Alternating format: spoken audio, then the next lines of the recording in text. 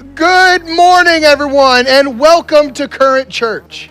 It is so great to see you guys here. We've had a week off, not by design, but by cold.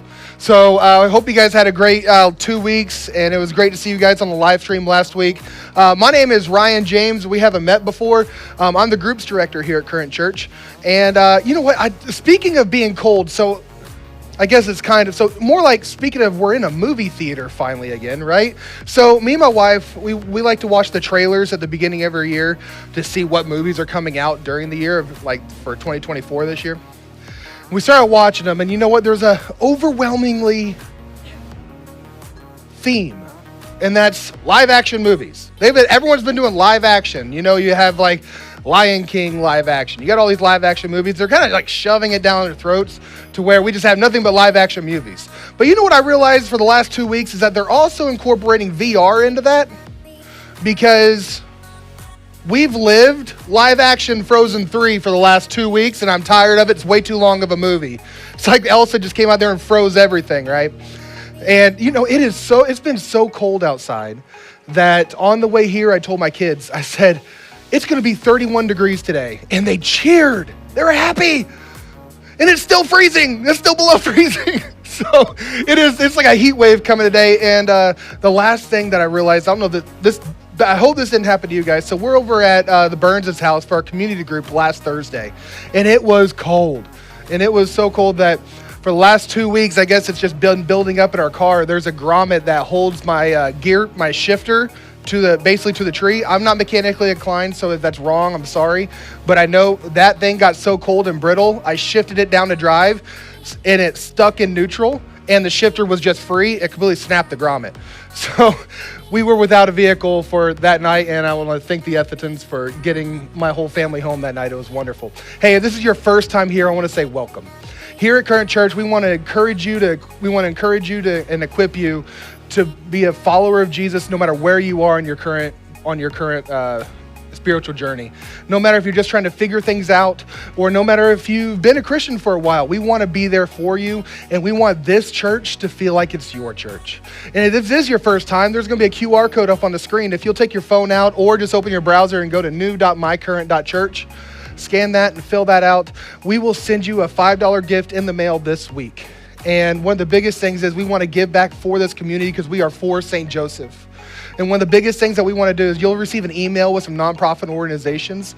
And if you just send that back to us on which one you would like us to send money to, we'll send $5 to them on your behalf just for attending today at Current Church. And we want to say thank you. And listen, we have such a great service lined up today. And also, if you're new, there's one more thing. When you go out into the hallway, we want to mug you before you leave. All right, so we have some mugs out there. I wish we had a drummer right now. So we want to mug you before we leave, and we want to give you a free mug. And all we ask is that you use the QR code up on the screen, all right? Hey, we have a great service lined up for you. If you guys will stand up, turn to each other, and maybe just rub your hands together, because it kind of makes it warmer a little bit, okay? And we're going to sing a few songs.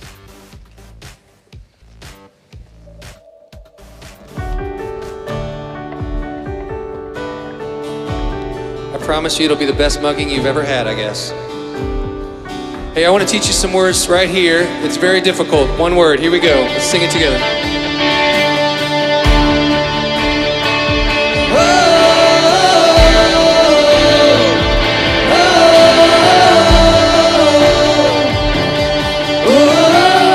It's that easy. Let's sing it again. Pick it up.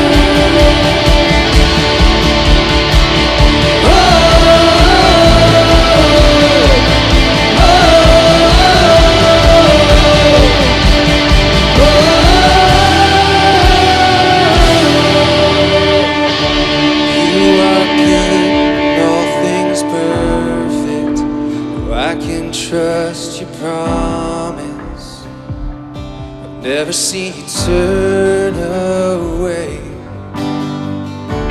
You have loved me undeserving. Oh, I have seen your mercy follow me all my days. Oh, it doesn't make sense how your love is so good. You call me your friend, and I thought I was too far gone. So I know you're never gonna let me go.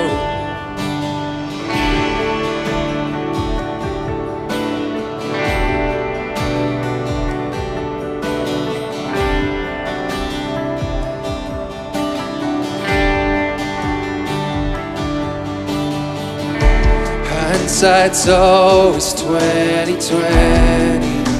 Oh, I can look behind me and see just how far I've come.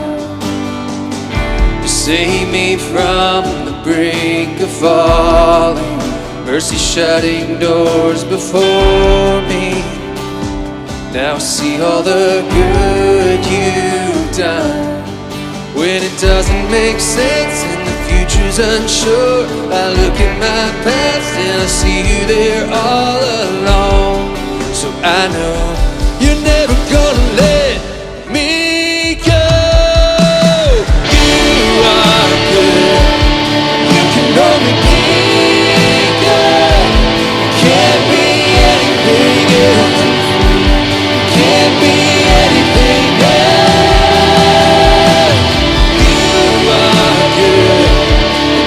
Only be good, can't be anything else, can't be anything else. Come on, lift it up.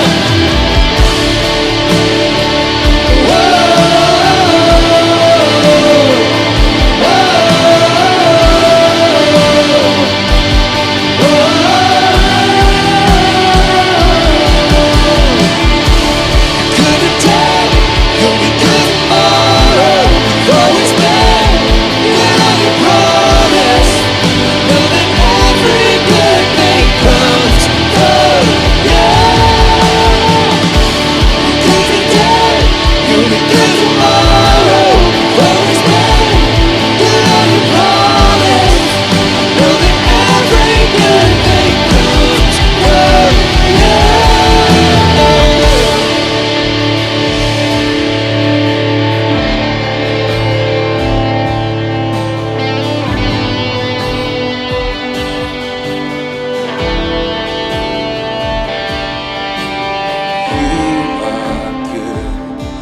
You can only be good. You can't be anything else. Can't be anything else. You are good. You can only be good. You can't be anything else. Can't be anything else.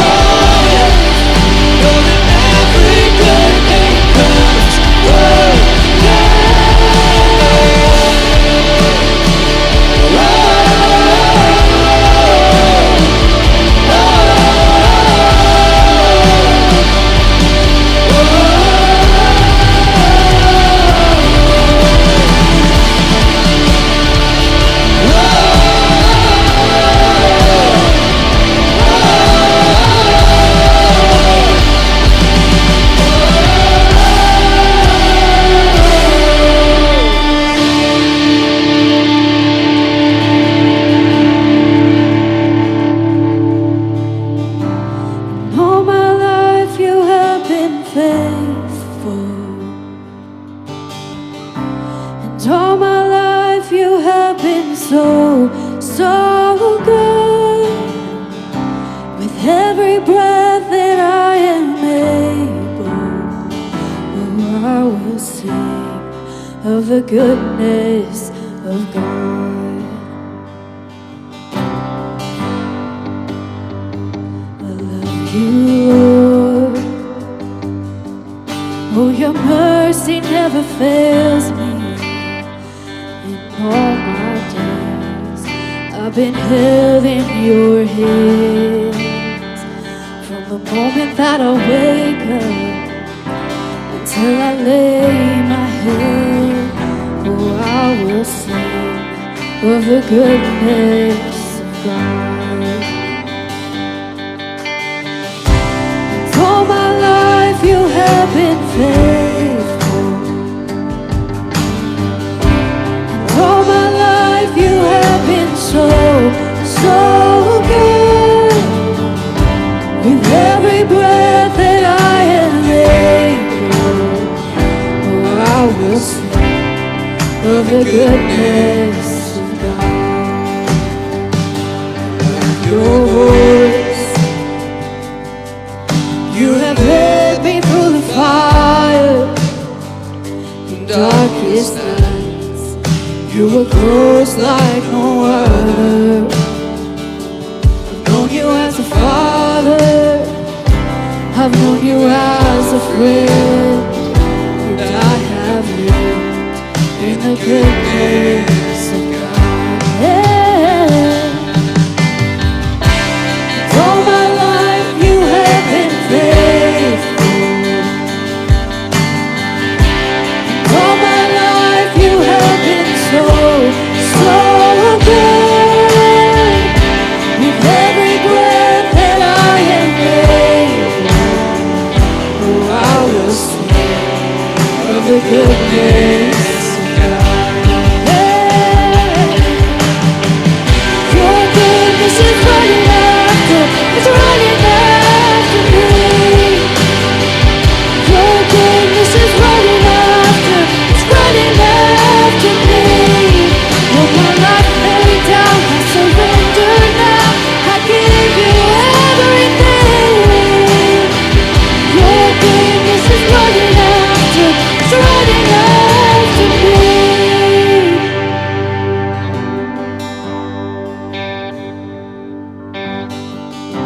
And all my life you have been faithful.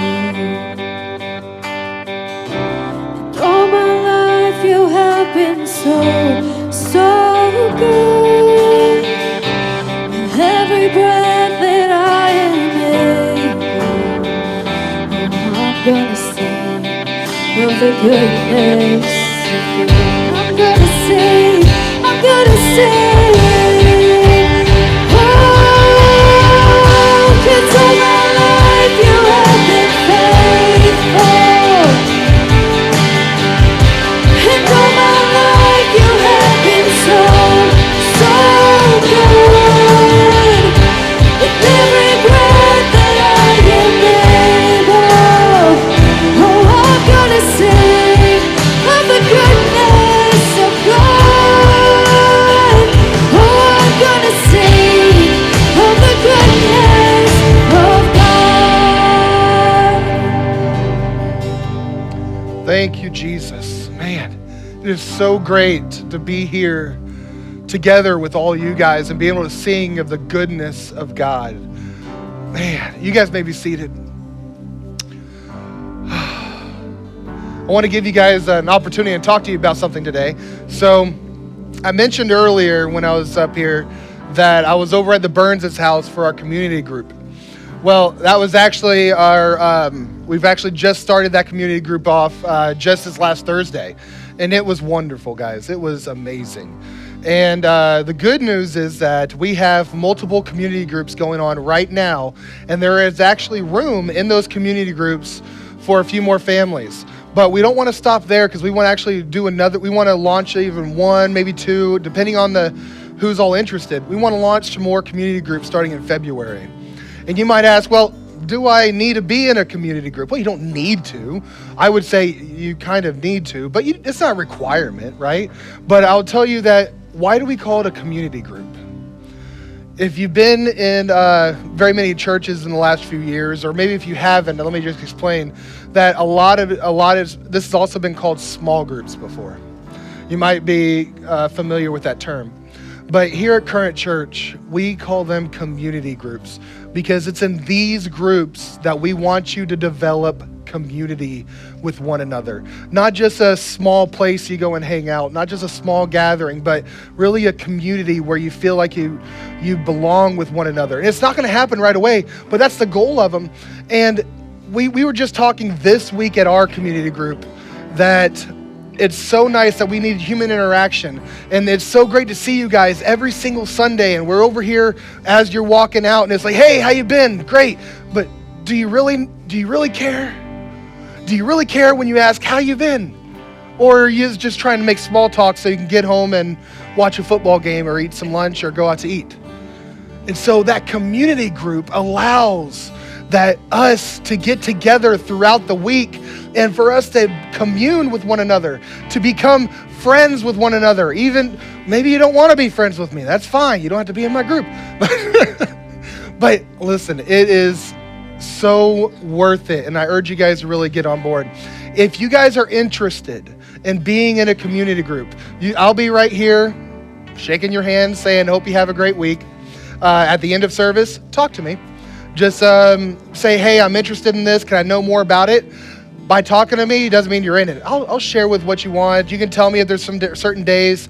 And if you don't catch me here, you can message me on Facebook. It's Ryan A. James on Facebook. If you don't have my Facebook, you can text me. If you don't have my phone number, you can talk to me right over here. So you kind of see how it kind of goes in a circle. So all that, listen, we have a great service lined up for you guys today. We actually going to continue our series that we've been going through, that Ben's been taking us through right now. So if you guys will, turn your eyes to the screen here. Let's get into it.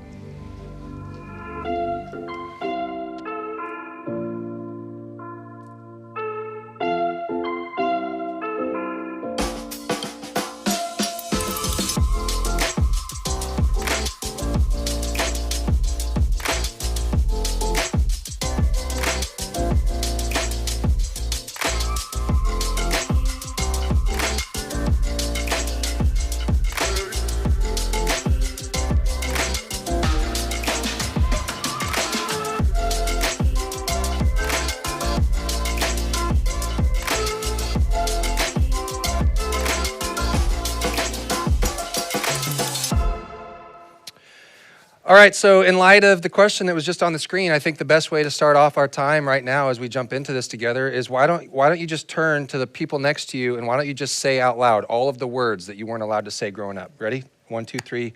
I'm kidding.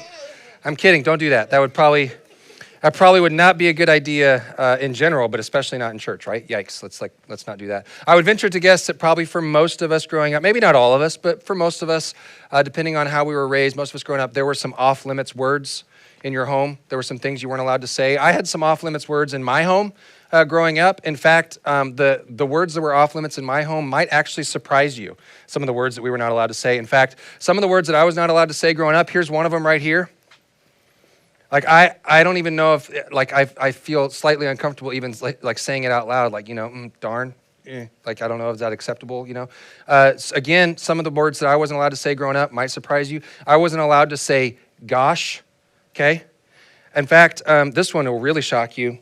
Me and my brothers, when we were growing up, we weren't allowed to say the word but. Shudder, right? In fact, I can remember when I was a little kid, when I was about 11 or 12 years old, I remember driving home one day. It was just me and my dad in the car. We're driving home from some event or something, and I'm sitting there, I'm having this conversation in my head, right? And I'm thinking to myself, I don't think I've ever heard my dad say a bad word ever in my entire life. I've never heard him say a bad word, and so I thought, I'm going to ask him. So I asked him this. I said, Dad, did you, like when you were growing up, before you found Jesus, before you started following Jesus, I was like, did you ever say any bad words? Because my dad came to Christ like in his adult life. And so I'm like, surely, my dad said bad words growing up, right? So I'm like, did you ever say a bad word? And he paused for a moment and he said very quietly and kind of seriously, he's like, yeah. In fact, this one time, I kid you not, this is exactly what he said. He said, in fact, this one time I was playing hide and seek with some of my friends, and I was hiding in a bush, and I said the word but. And I to this day, I don't know if that was a joke, if that, like, he was serious, like that was the worst word he had ever said, like in his life. I don't know. But to me, that seemed like a pretty serious deal. But when I was growing up, so like this is an example, these words are an example of what we like to call in my home a slippery slope rule. We talked about the slippery slope all the time. I don't know if you've ever heard that term before, but we called it the slippery slope rule. The idea being that not saying those words would prevent you from saying a worse word. Like, you know, if you don't say this word or the other words that I mentioned, then you won't slip down the slope into saying other words. With the ultimate rule, of course, being that we weren't allowed to cuss. Like that was the ultimate rule in our home. And the threat, if we were to say any of those like bad words, if we were to say bad things, right? The threat was what? You guys know what it was. What was the threat from my parents? That they would wash my mouth out with soap, which I'm sure that was something that was passed on to my parents from their parents and from their parents, you know, through the generations, that kind of thing. But if you were to do that today, I don't know, you might have Child Protective Services called on you if you were to do that to your kids today, maybe, who knows, just the way we've gone. But for my parents, that was not actually a threat. Like I actually recall one or two times, not me because I was perfect, but one or two times when my brothers actually had their mouths washed out with soap. Like it was a real legit thing. It actually happened, which began for us our experience with this concept right here, the concept of behavior modification. At that point, we began to learn how to modify our behavior to avoid the consequences that would come with that said behavior. Now, all of you in the room, you do the exact same thing even today. Whether you're a teenager, an adult, whatever, you do the same thing. You modify your behavior depending on your environment. You modify your behavior in order to get dates. You modify your behavior in order to keep those dates. You modify your behavior to get interviews, and then in those interviews, you modify your behavior to get the job, and then to keep the job, you modify your behavior, right? You modify your behavior in order to make friends, and then to keep those friends. We all do this, every single one of us. And so we've all gotten really, really good at modifying our behavior on the outside. But as we're going to discover today, that's not enough. That's not good enough, which is what we're going to learn. Today we are in part 2 of a series that we started a couple weeks ago called Living with Yourself. Throughout this series, I'm giving you 3 habits to help you safeguard your soul, to help ensure that the self that you are living with is the self that's on display, the self that other people see, that what they see, what people see is what they're actually getting with you, that the inside person that's in you and the person that's on the outside that people see that they're the same thing. Because every single one of us have experienced when this doesn't happen with somebody. Every single one of us have probably seen at some point somebody that was living a double life of sorts, right? And it came out, perhaps you saw it on your social feed, some famous figure or something on your social feeds, or you saw it on TV in the news. Sometimes we see these people that are living these double lives and it all comes to the surface and we see it in people that we actually know. Sometimes it's a family member. Sometimes it's a friend or somebody that we work with. And at that moment, we go, okay, that person is not the person that everybody thought they were. There was stuff going on, you know, stuff that we didn't know about, stuff that destroyed their family, stuff that destroyed their career, stuff that destroyed their health. And when that happens, we think something, or oftentimes we might even say out loud to other people, this thought right here, well, how could they live with themselves? How could they carry on for so long doing those things that they were doing in private? And the assumption behind that question is simply this. If I was doing those things, well, I couldn't live with myself. My conscience would not allow me to do that. My integrity would not allow me to live with myself and do those things. But here's the truth. Here's the reality. Yes, you could. We all could.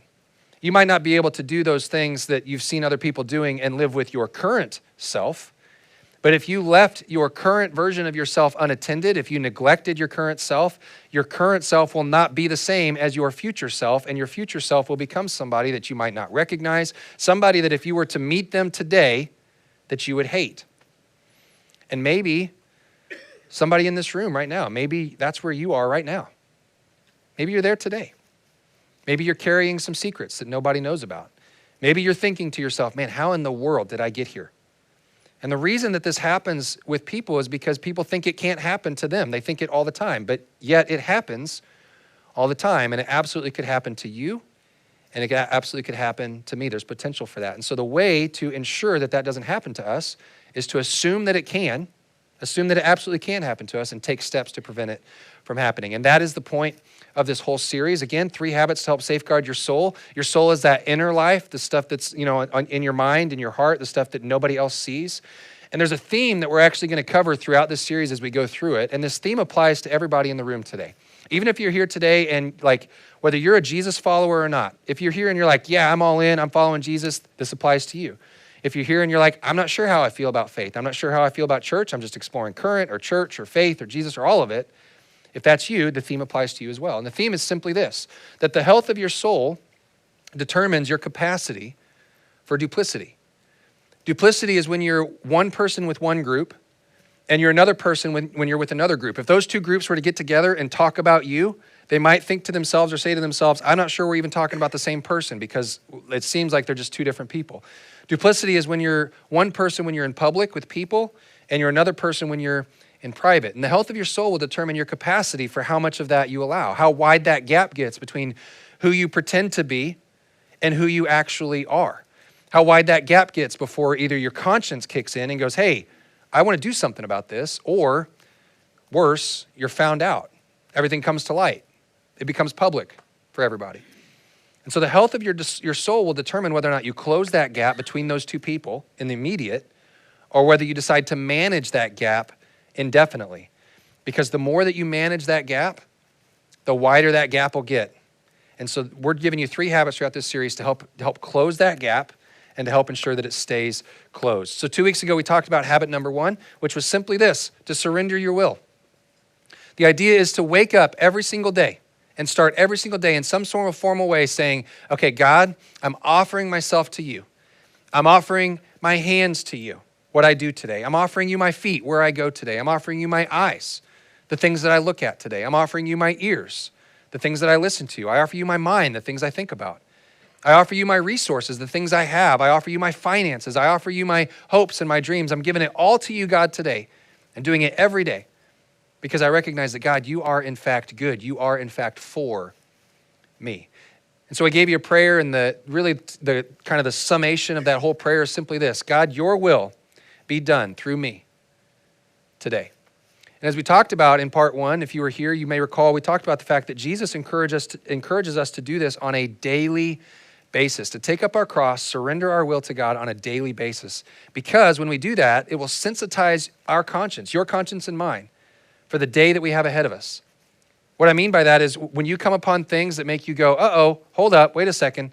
I'm about to do something. I'm about to say something. I'm about to post something. I'm about to go somewhere that's it's contrary to the person that I want to be today. Those alarms inside of you will go off. The sirens inside of you will go off. The bells will go off if you just sensitize your conscience to that on a daily basis. So today, I want to talk about habit number 2. And to set it up, I want to actually talk about something that happened in the life and ministry of Jesus. So one day, Jesus is hanging out with his disciples, which is just a fancy term. If you're not familiar with the term, the disciples just means his followers. He's hanging out with his followers, okay? And the Pharisees, the religious leaders of Jesus' day, they come up to him and they're very angry. And they approach Jesus and they're like, listen, Jesus, your disciples, your followers, they don't observe the tradition of the elders, also known as the oral Torah. Now, I know you're sitting out there and you guys have generous knowledge of what the tradition of the elders and the oral Torah are, right? Didn't think so. Okay, so I'm going to explain it to you a little bit. The way that this worked, the oral Torah or the tradition of the elders was basically a list of slippery slope rules for the Jewish people. So what happened was God gave Moses the 10 Commandments, and God gave Moses the law, which was the written law. He provided all of that for Moses. Moses wrote it all down. That was their written law. Now, supposedly, according to tradition, Moses was also given the oral law, a verbal law, a law that was not allowed to be written down. And supposedly this was given to Moses, who passed it on to Joshua, who passed it on to the priests, and so on and so forth from generation to generation on down. Now, there's no way to prove that this actually happened, and there's no way to disprove that this actually happened because, again, it wasn't written down. But again, it was like these slippery slope rules. The idea was they were trying to prevent people from breaking the written law, because if they broke the written law, then they would potentially be at odds with God. They'd be separated from God. For example, one of the written laws for the Jewish people was that they were not allowed to work on the Sabbath. The Sabbath was considered a day of rest for the Jews. Now, according to the tradition of the elders, the oral Torah, the verbal Torah, Jewish people also were not allowed on the Sabbath to even touch money. They weren't allowed to touch money. The thinking there, again, slippery slope rule here, the thinking was if you're not touching money on the Sabbath, then you won't accidentally do business on the Sabbath and therefore be working and break the written law of the Sabbath. So over time, what happened is they just kind of made these things up as they went along. They just made it up. They're like, oh, we got to tweak that a little bit because this, we got to make this make sense in today's culture. They would just tweak this thing constantly. Eventually, it became so detailed and so burdensome that most Jewish people, like they didn't even know. Is what I'm about to do, is this wrong? Is this breaking the oral Torah? Is this, like they didn't know it, or they would be informed after the fact that they were doing something wrong when the Pharisees told them. So this time in particular, when they approach Jesus and they're angry, they're like, your disciples, they're breaking the tradition of the elders. This time in particular was over the idea of hand washing. So here's why this was a big deal to them. In the written law, the Jewish people had very strict dietary laws. There were very specific things they were allowed to eat, and more importantly, things that they were not allowed to eat. So according to the oral Torah, in order to ensure that the Jewish people did not accidentally ingest something that would make them unclean, they had a very specific way of washing their hands. Unfortunately, what happened here through this whole thing is they took this verbal law of hand washing and they put it on the same playing field, a level playing field between that and the actual written law on their dietary restrictions. So again, the Pharisees, these religious leaders, they come to Jesus. They're like, listen, your disciples, they're not washing their hands appropriately. Whatever that looked like, they weren't doing it the right way. Now, Jesus, as we discover, if you read through the Gospels and you follow Jesus through the Gospels, you discover that he wasn't a big fan of the oral Torah. In fact, he tears it apart on numerous occasions. On this particular occasion, he doesn't actually address their specific complaint about hand washing because he recognizes, hey, these are just slippery slope rules. These are just rules that you've created in order to control people. These are just rules you've created in order to keep people guessing. These are just rules you've created to keep people feeling like they're guilty, feeling like they're never right with God, they're never at peace with God, and that they have to just keep coming back to you. They have to keep coming back to you to be right with God, to be at peace with God. That's what you're doing here. So again, the Pharisees, they criticize Jesus' disciples. Jesus decides, hey, I'm going to use this as a teachable moment. And he says something that we're going to look at here in a few minutes. It's actually somewhat humorous if you think about it. So this is what he says. This is what happened. Jesus called the crowd to him. Jewish people, keep in mind, mostly Jewish people, called the crowd to him and said, listen and understand. I'm going to tell you something, and then I'm going to explain it. Now, he says something to them that today, for us, might feel a little obvious.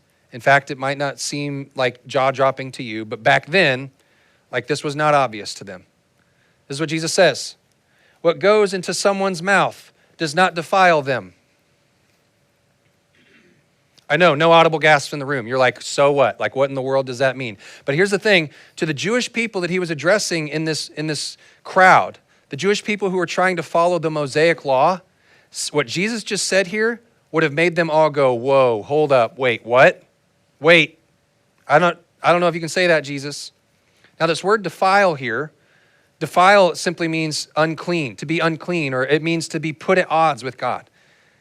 In other words, Jesus is saying what you eat, what you consume does not defile you. It does not put you at odds with God. He goes on, but what comes out of their mouth, what comes out of a person, that is what defiles them. That is what puts them at odds with God. Now, interestingly, we have kind of an account of this interaction with Jesus and the Pharisees in both Matthew and Mark, two of the four Gospels. And it appears in both of them that Jesus says this thing to them, which is somewhat offensive or very offensive to them. And then he just makes the statement and then is just kind of like, okay, that's it, and walks off. Like, that's it. That's all I'm going to say. Now, his disciples, they follow after him. They run after him. They're like, whoa, hold up. Hold on a second, Jesus. I don't know if you realize this, but you just offended the Pharisees. You just offended our religious leaders. To which Jesus probably responded something along the lines of, bummer. He didn't really care a whole lot. You know why? Because he knew what Jesus knew is that the law was created not for people to please God, but it was created in order to protect people. In case that's a confusing statement, I'll put it in a different way that maybe we understand a little bit better. What is the rule? What's the unwritten verbal rule in your home when it comes to things that you've taken out of the oven and put on top of the stove? What is the rule with those items? Don't touch them, right? You don't touch the hot items on the stove, right? I would venture to guess that for most of you, probably all of us, you didn't one day open up your oven, pull out that thing that was in whatever you were cooking, put it on top of the stove, close the oven up and look at it and go, you know, I've got this hot item here on the stove. You know what? We should probably have some kids so that I can teach them not to touch that item on the stove, right? No. The rule is created, or the rule is intended for what? In order to protect your kids. You don't have kids intending for them to have that rule. The Pharisees had gotten this all backwards. The people were not created for the fulfillment of the law, but the law was created for the protection of people. And Jesus' feelings were this: when you use that law to hurt people, when you use it to divide people, when you use it to constantly keep people separated from God, what you're doing is you're abusing the law of God. Now, it's possible, I don't know all of your backgrounds, I don't know your history, but it's possible that maybe somebody here, maybe you grew up in a Christian family.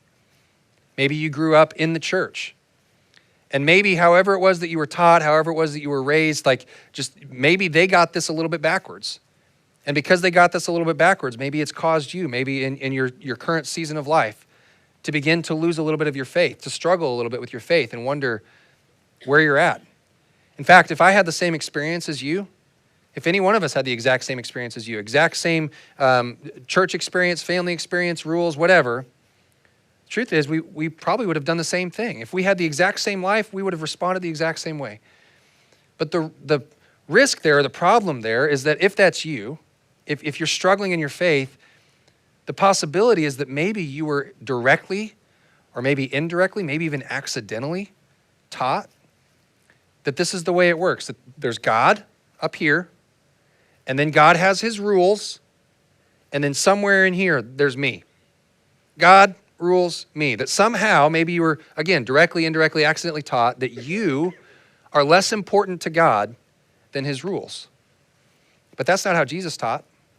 Jesus is like, that's not the original intent of the law.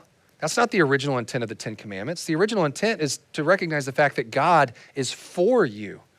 And the law was made for the good of people for whom the law was made for.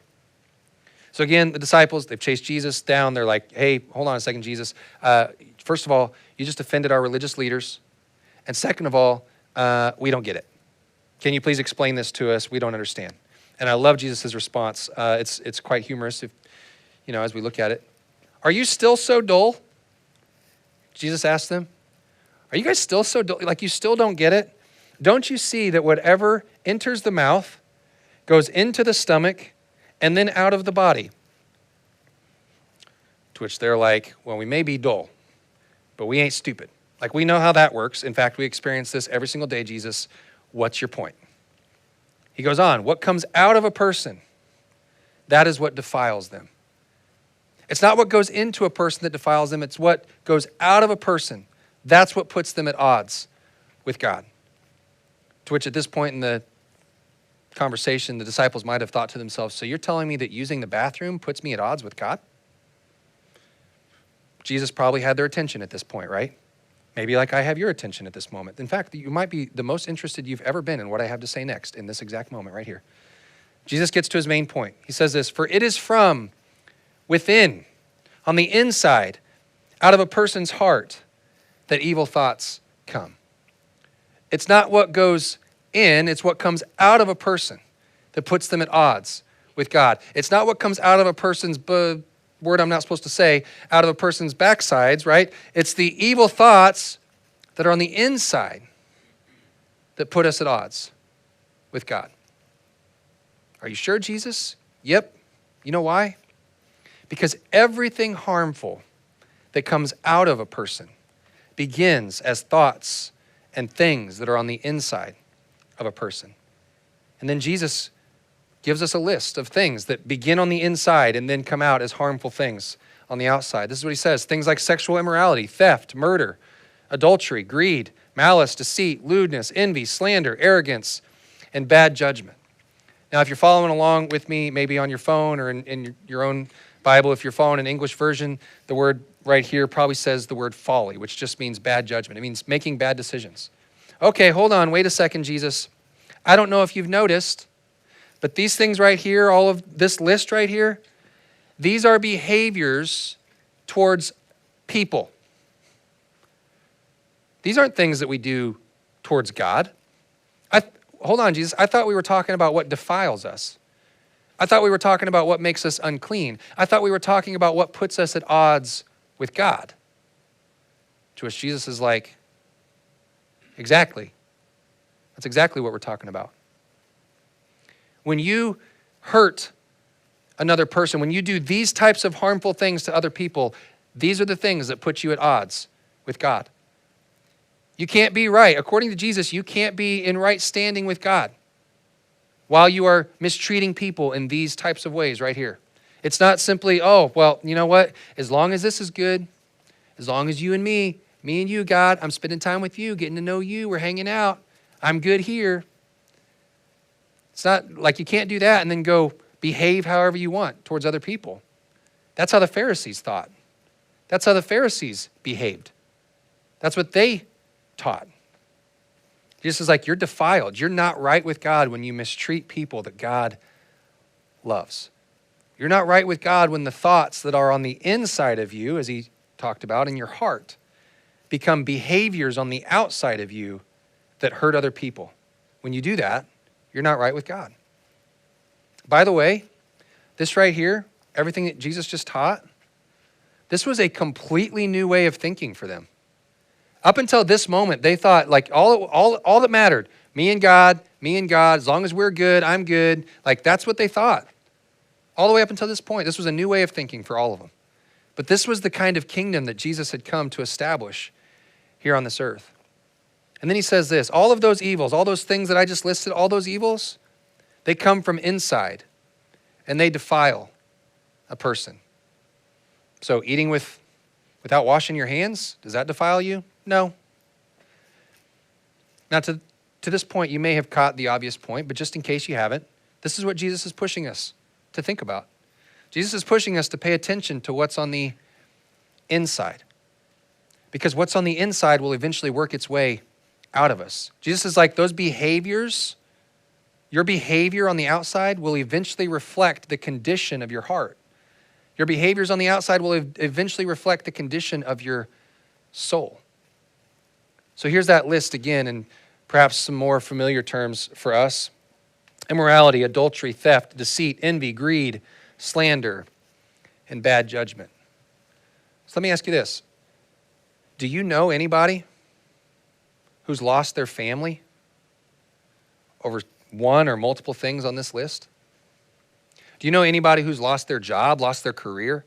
Do you know anybody who's lost their reputation? Do you know anybody who perhaps has lost their mind over something or multiple somethings on this list? The truth is, yeah. We all do. We all do. And then when it happens, we think to ourselves, well, what happened? How'd that happen? That person seemed to have it all together. They seemed to have it all together on the outside. How in the world could they live with themselves while they were doing those things? Well, here's how. They neglected. They left unattended the stuff on the inside. The damage that they did to people by their behavior came from inside of them in their heart. They decided to manage the gap instead of closing the gap. And over time, they became more and more and more and more of a different person. So let's just get personal for just a second. And this is challenging. I get it. This is where the rubber meets the road for most of us today. For some of us, and I would say perhaps most of us in this room, is there something or maybe multiple somethings on this list that are you right now?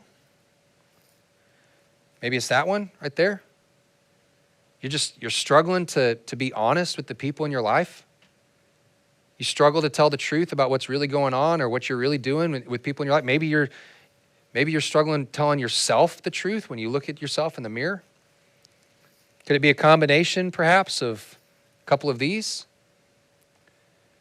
Whatever it is, I would venture to guess that every once in a while, something inside of you snaps, maybe perhaps in an environment like this where you're hearing a message like this, but every once in a while you have these moments of clarity where it's like, okay, hold up. I am not the person that I envisioned. This is not where I thought I'd be 5 years ago, 10 years ago, maybe a year ago. This is not where I thought I'd be. I get it. I get it. Where you're living right now, the person you're living with right now is not the person you intended to be living with. But now all of a sudden, or maybe not so all of a sudden, these behaviors are on the outside. And Jesus is like, let's be honest, those things started here. You didn't close the gap. You managed it. That gap got wider. I mean, I'm telling you, this is such a big deal. It's such a big deal. Which brings us to our second habit of the series, which is this. Habit number 2 is to monitor your heart, to pay attention to what's on the inside. Again, we've gotten so good at monitoring our behavior modification, monitoring what's on the outside, the stuff that people see. We've gotten pretty good at it, right? But I'm telling you, Jesus wants more for us. He wants more for you. He wants you to pay attention to what's on the inside so that you don't become divided, so you don't become duplicitous, so you don't become more and more and more and more distant from the people that you love most, from the people that love you the most. And so what I want to do for just a minute is I want to give you 4 in particular, 4 behaviors on the inside for us to monitor. And those 4 are guilt, anger, greed, and jealousy. Now these are more familiar words to us, maybe words that we use more regularly. But these 4 things right here are things that damage your soul. These things are things that will defile you, put you at odds with God. But these 4 things also have the potential to define you, because people will see it come out of you. People will see these things come out of you. So let's just look at them one at a time. Guilt. Guilt says this. Guilt says, I owe you. I owe you. I owe you. I owe you. I'm just living with this constant feeling of I owe you. I owe you the truth. I owe you an apology. I owe you restitution for something that I took from you. And I'm just living with the guilt. And I'm living with it. And I'm living with it. And I owe you. I owe you. I owe you an apology for something that I did. I owe you an apology for something that I said. And the solution for guilt is to confess. Confess whatever it is that has got you feeling guilty. But here's the thing. When you confess, you'll make a mess. When you confess, you'll make a mess. And none of us want to make messes in our lives. But here's the thing. If there's something that you are living with inside of you that is causing guilt, you've already made a mess. There's no getting around the mess. Your options are you can put a period on it, you can end it, or you can just keep making the mess bigger. But when you decide to manage that mess, it's just going to get bigger and bigger and bigger. Or you can choose, you know what? Hey, I recognize that God's going to walk with me through this thing right here. Walk through it with God by your side, deal with it, put an end to it, and then move forward. And when you do that, you're working on your soul. And then there's anger. Anger says, well, you owe me. You owe me. Think about this. When you are angry, why are you angry? You're angry because you're not getting your way. You're angry because you're not getting what you want. You're angry because you're not getting what you feel like you deserve. Think about people that live with anger like all their life. They're just like always angry, right? They seem to have been angry for 20, 30, 40 years. Think about those people. Most of the time, those people are angry because they feel like something was taken from them that was big. They're like, oh, well, I'm angry because you took my first marriage. You took my one and only shot at a first marriage. You took that from me. You stole it from me by the way you treated me or by the way that you cheated or whatever. A lot of people deal with anger for their whole lives because they feel like their childhood was taken from them. That their parents somehow stole their childhood from them by the way that they were raised. Or maybe they feel that way because of some adult that stole their innocence in some way or whatever. And here they are, they're still dealing with it in their 30s, their 40s, their 50s. Or they feel like you took my reputation from me. You stole my reputation through what you did. You feel like, man, they owe me. They owe you because they took something big from you. But here's the thing. If you're dealing with anger and you feel like somebody owes you, they can't give it back to you. Whatever it is they took from you, they can't give it back. Even if they wanted to. Even if they came to you and genuinely, sincerely apologized for what it is that they took, they can't give it back. But here you are, you're still angry. And that anger starts in here, but comes out of you. And the solution for anger is to forgive. And I recognize it's easy for me to stand up here and say this. I get it. I don't know you. In fact, for some of you in this room, the only version of me that you even know is this version right here. The version that stands up here, delivers messages every week. Now, some of you in the room, some of you more unfortunate ones, you know me beyond this environment, and you are well aware that I'm a work in progress too, just like all of you. But if that's you, you hardly know me, and this is like the only version of me that you know, and you're thinking, well, you can stand up there and say that because it's so easy for you to say you don't know my story. If it was just the two of us, like two of us just went to lunch, and you shared your story with me. The truth is, if I heard your story, everything that you've been through and why it is that you're so angry, I might be tempted to give you a little bit of a pass. You know what? All those people, they all have to forgive, but not you. You don't have to forgive. In fact, now that I've heard your story, I'm angry too. I don't like that person either, and I don't even know him. I'm angry right there with you. I mean, forgiving that person would give them a gift that they don't deserve, right? Now, I might be tempted to give you a pass, but Jesus, who loves you far more than I ever could, would not give you a pass. Do you know why? Not because he doesn't care, but because he knows what your anger is doing to you on the inside. So cancel the debt. Forgive the person before it rots your soul from the inside out. And then there's greed. Greed is one of the ones that is probably the most difficult for us to see when we look in the mirror. We don't like to label ourselves this way more than any of the others probably. It's one that we don't like to talk about a whole lot. In fact, we have other names for it. We like to label it in other ways. We have other names for it, excuses for it. But the assumption with greed is simply this. Everything that comes to me is for me.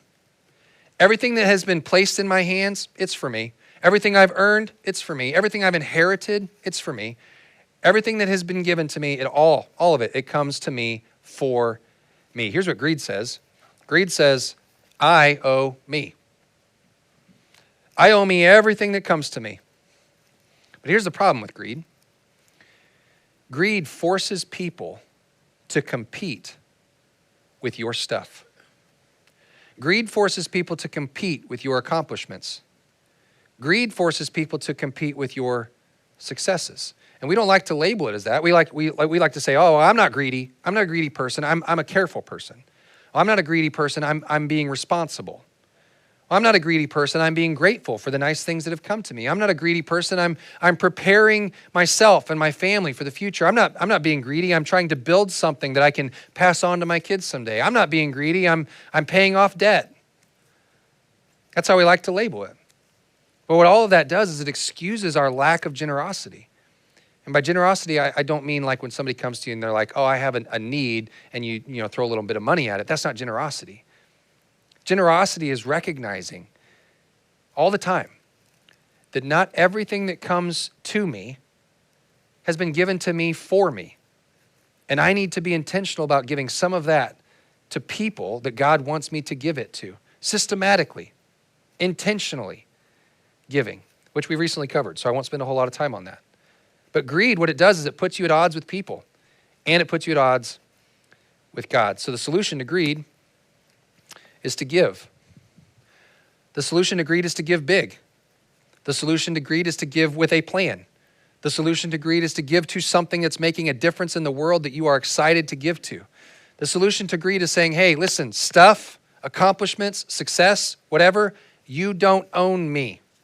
You don't own me. I own you. And I've got a plan for you.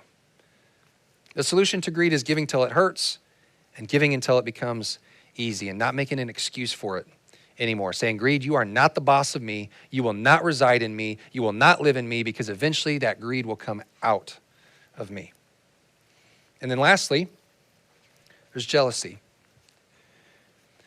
Now, when you have reached a point where you are celebrating other people's failure or somebody in particular's failure, you're struggling with jealousy. When you feel like other people's or a specific person's failures are the same thing as your progress, you're struggling with jealousy. You might not say that out loud. You might not celebrate it on the outside. And jealousy, by the way, of all of them is one of the ones that we hate to see in other people. We hate seeing it in others. But jealousy is when we compete with other people. It's when we compete with people we don't even, like, people that don't even know they're competing with us. You're competing with someone, they don't even know there's a competition. It's all in your head. It's all on the inside of you.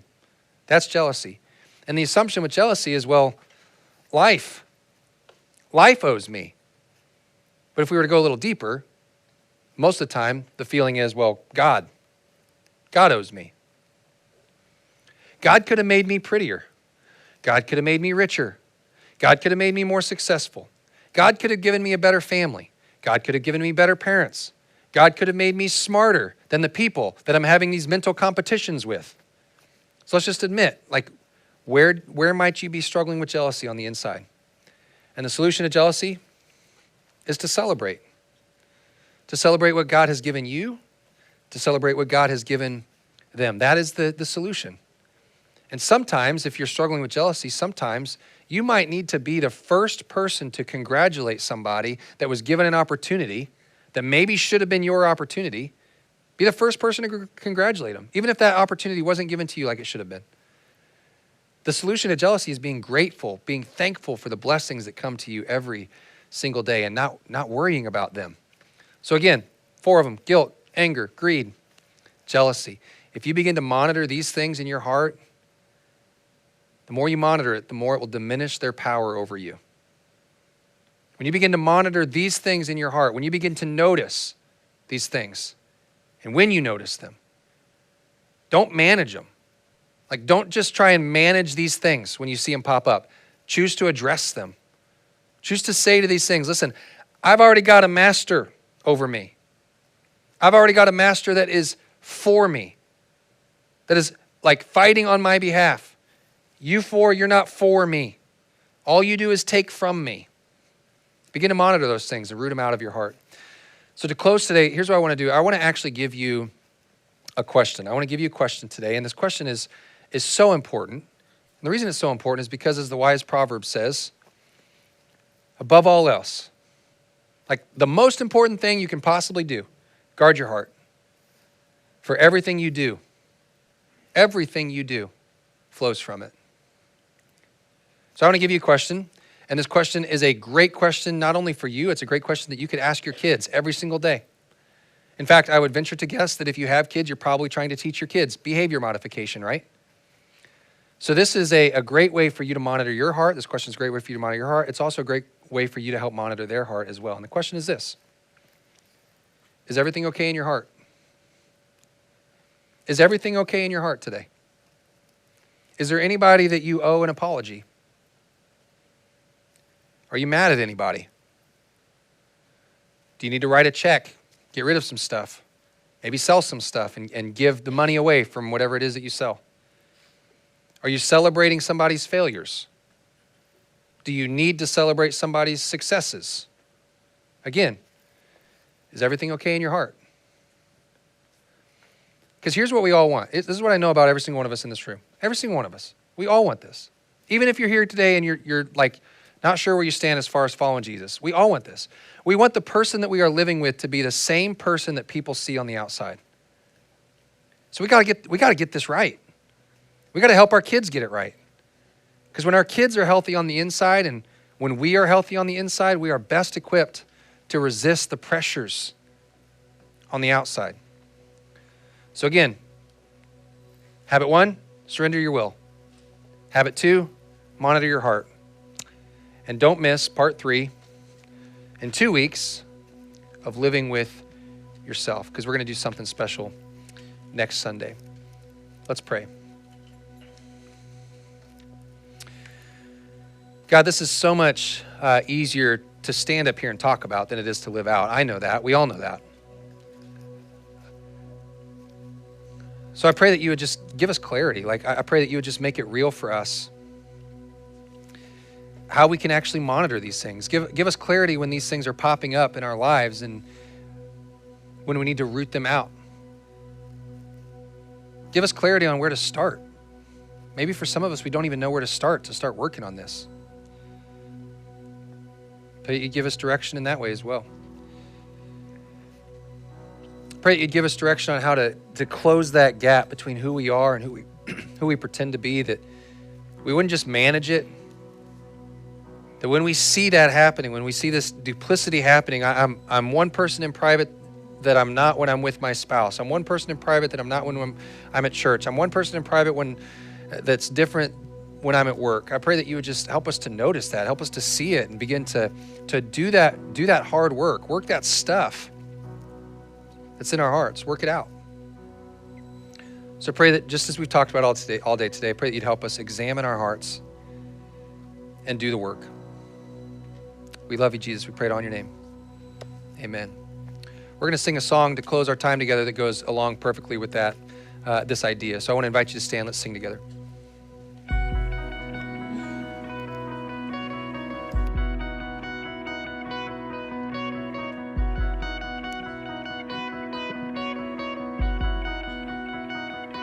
With every breath, with every word I speak, with every step, with every heartbeat,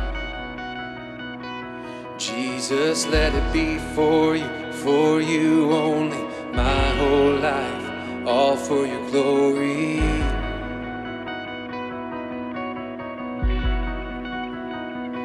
With every breath, with every word I speak, with every step, with every heartbeat, Jesus, let it be for you only, my whole life, all for your glory.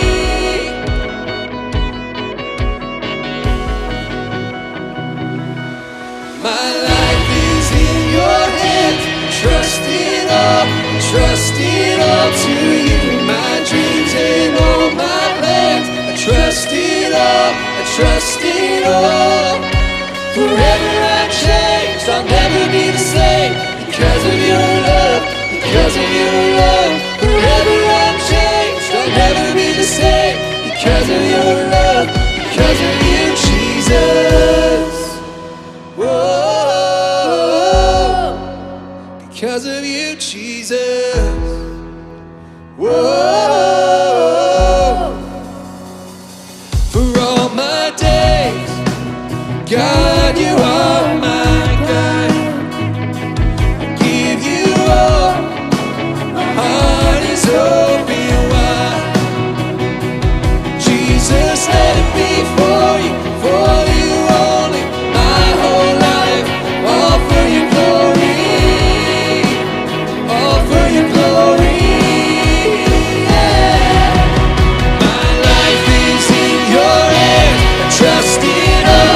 Trust